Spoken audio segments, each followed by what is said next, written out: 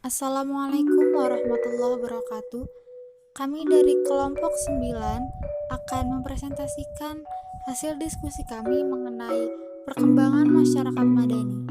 Kelompok kami terdiri dari Trisa Anggraini, Aulia Maharani Jayani, Siti Mihatul Maula, Sinta Yokawati, dan Vega Silviana. Baiklah, langsung saja simak penjelasannya. Pengertian masyarakat madani. Kata madani berasal dari bahasa Arab madan, yang artinya menempati suatu tempat. Untuk pertama kali istilah masyarakat madani dimunculkan oleh Anwar Ibrahim, mantan wakil Perdana Menteri Malaysia.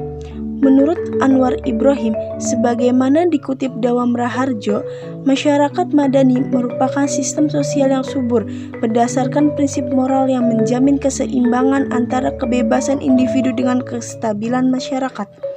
Nurholik Majid menegaskan bahwa masyarakat madani berakar dari kata civility yang mengandung makna toleransi, kesediaan pribadi-pribadi untuk menerima berbagai macam pandangan politik dan tingkah laku sosial. B. Sejarah masyarakat madani. Istilah dan gagasan tentang civil society pertama kali dibawa oleh Dato' Seri Anwar Ibrahim. Ketika itu, timbalan Perdana Menteri Malaysia, tokoh puncak kedua sudah Mahathir Mohamad. Dalam ceramahnya, Anwar Ibrahim mengakui bahwa untuk sebagian istilah masyarakat madani memang berasal atau terjemahan dari civil society, tapi keduanya berbeda. Yang kedua lahir dari sejarah Eropa Barat yang sekuler, sedangkan masyarakat madani, menurut suatu keterangan diperkenalkan oleh Syed Naqwi Alatas, berasal dari kata al-mujtama al-madani, suatu gejala kemasyarakatan yang lahir bersamaan dengan lahirnya kota Al-Madinah Al-Munawwarah yang didasarkan oleh yang kini antara lain oleh Montgomery Watt. Di Indonesia, civil society mulai nampak gejalanya pada permulaan abad ke-20. Gejala ini menyerupai yang dilihat oleh filosof sosial Prancis Tocqueville di Amerika Serikat pada tahun 1830-an. Setelah reformasi Amerika yang melahirkan Declaration of Independence 1789. Karakteristik masyarakat madani. Masyarakat madani tidak muncul dengan sendirinya. Ia membutuhkan unsur-unsur sosial yang menjadi persyaratan terwujudnya tatanan masyarakat madani. Faktor-faktor tersebut merupakan satu kesatuan yang saling mengikat dan menjadi karakter khas masyarakat madani.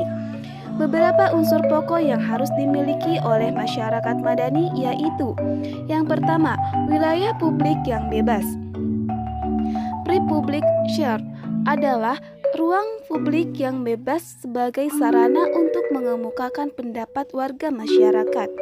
Di wilayah ruang publik ini, semua warga negara memiliki posisi dan hak yang sama untuk melakukan transaksi sosial dan politik tanpa rasa takut dan terancam oleh kekuatan-kekuatan di luar civil society. Yang kedua adalah demokrasi. Tanpa demokrasi, masyarakat sipil tidak mungkin terwujud.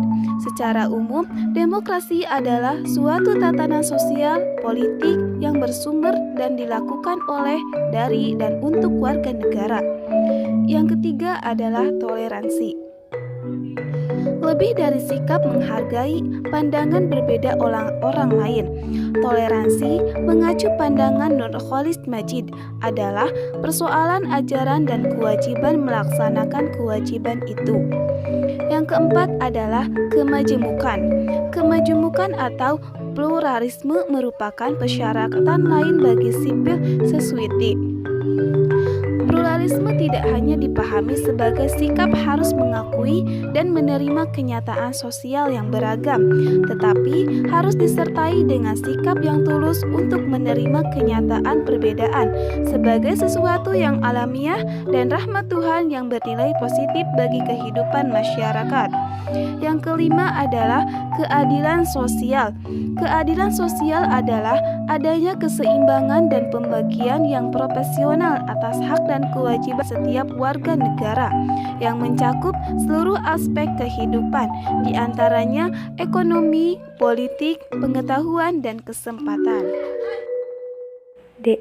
Peran masyarakat madani di Indonesia. Indonesia memiliki tradisi kuat civil conscience, bahkan jauh sebelum negara bangsa berdiri.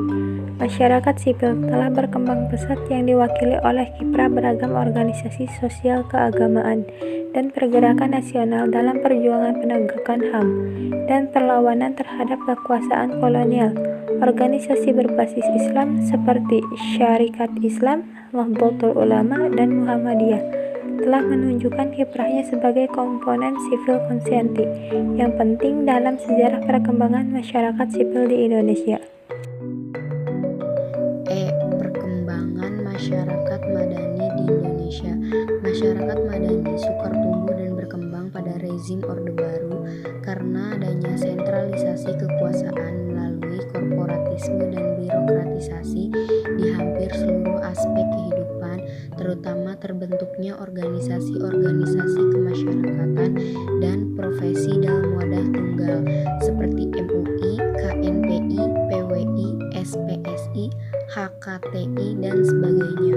Organisasi-organisasi tersebut tidak memiliki kemandirian dalam pemilihan pemimpin maupun penyusunan program-programnya, sehingga mereka tidak memiliki kekuatan kontrol terhadap jalannya roda pemerintahan. Konsep masyarakat madani dikembangkan untuk menggantikan paradigma lama yang menekankan pada stabilitas dan keamanan yang terbukti sudah tidak cocok lagi. Soeharto terpaksa harus turun tahta pada tanggal 21 Mei 1998 oleh tekanan dari gerakan reformasi yang sudah bosan dengan pemerintahan militer Soeharto yang otoriter. Gerakan reformasi didukung oleh negara-negara barat yang menggulirkan konsep civil society dengan tema pokok hak asasi manusia atau HAM. Baiklah, itu saja yang dapat kami paparkan. Terima kasih, kurang lebihnya kami mohon maaf.